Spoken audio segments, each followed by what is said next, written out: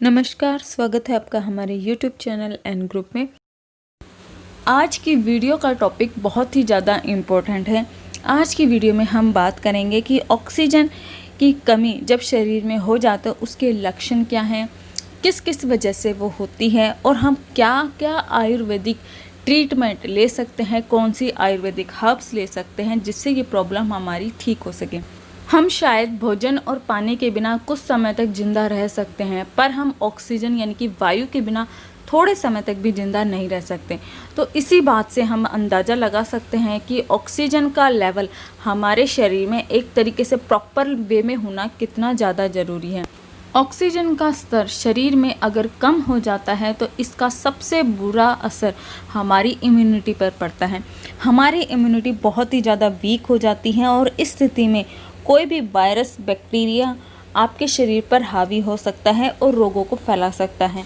आजकल फैली हुई कोरोना वायरस नामक महामारी में भी हमारे शरीर में ऑक्सीजन का स्तर तेज़ी से कम होने लगता है और शरीर बहुत सारे रोगों का कारण बन जाता है। इसमें आपकी इम्यूनिटी बहुत ही बुरी तरीके से प्रभावित होती है और आपके लंग, आपके फेफड़े, आपका हार्ट, आपकी किडनी, ये सभी अंग अफेक्ट होते हैं।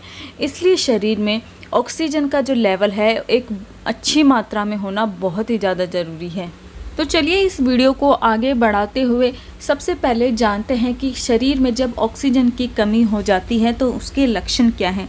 शरीर को जितनी मात्रा में ऑक्सीजन चाहिए, शरीर को चलाने के लिए जितनी मात्रा में ऑक्सीजन चाहिए, अगर वो आपको सुचारू रूप से नहीं मिल पाती है तो उसको हम कहते हैं कि हमारे शरीर में ऑक्सीजन की कमी होना। और जब भी शरीर में ऑक्सीजन की कमी हो जाती है तो सबसे पहले व्यक्ति को थकान महसूस होती है। वो हमेशा थका थका सा रहता है, सांस लेने में उसको दिक्कत होती है, सांस फूलने लगती है।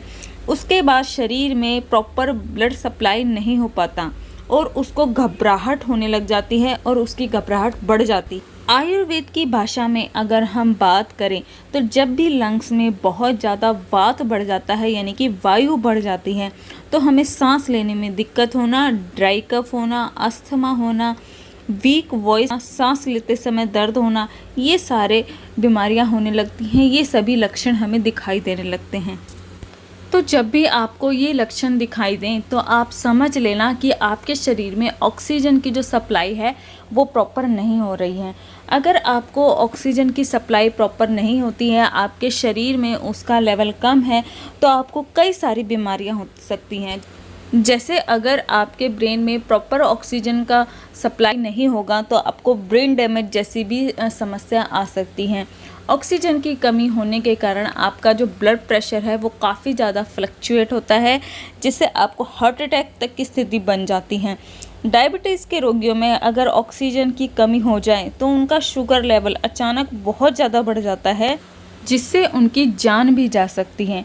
ऑक्सीजन का लेवल कम होने का असर आपके थायराइड हार्मोन पर भी पड़ता है।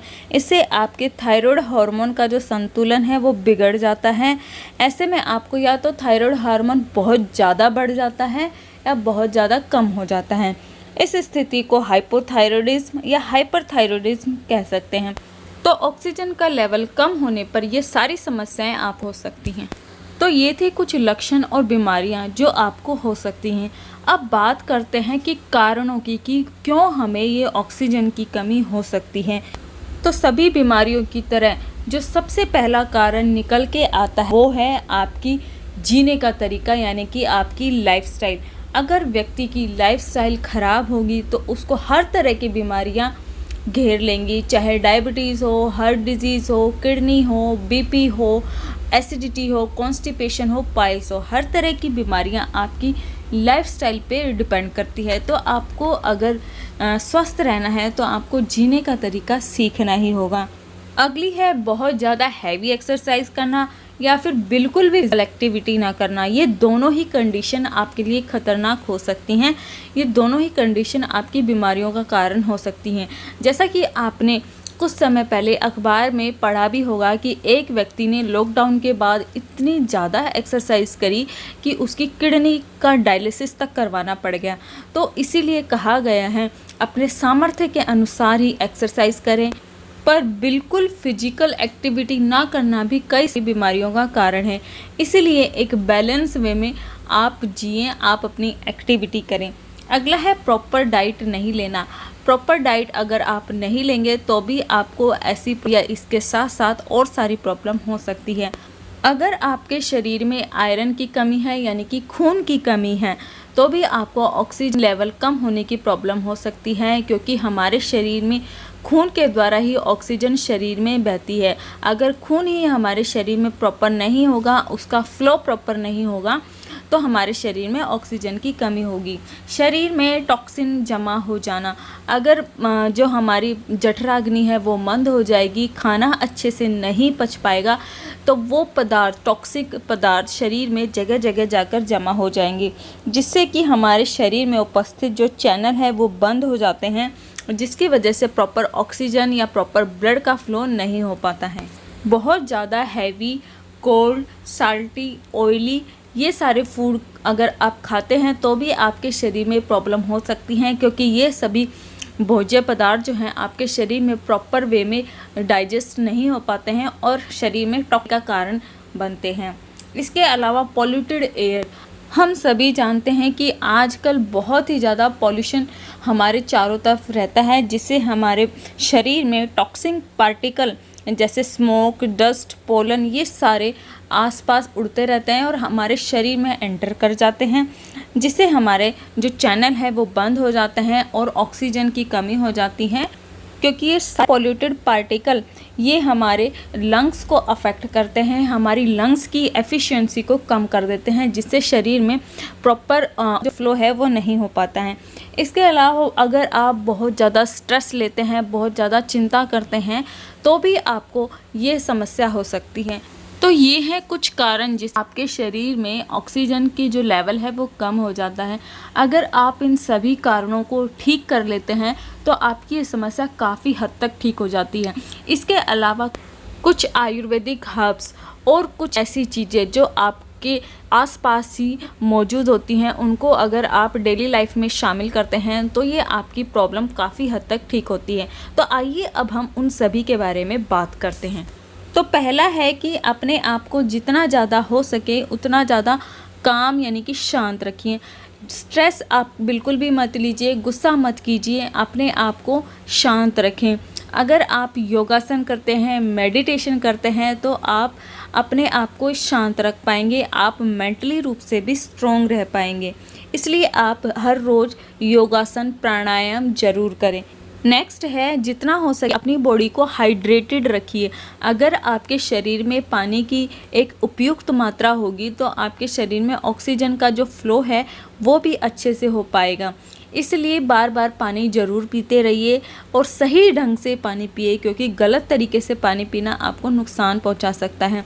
अपने घर में कुछ प्लांट ज़रूर लगाएं, जैसे कि areca, palm, snake plant, money plant.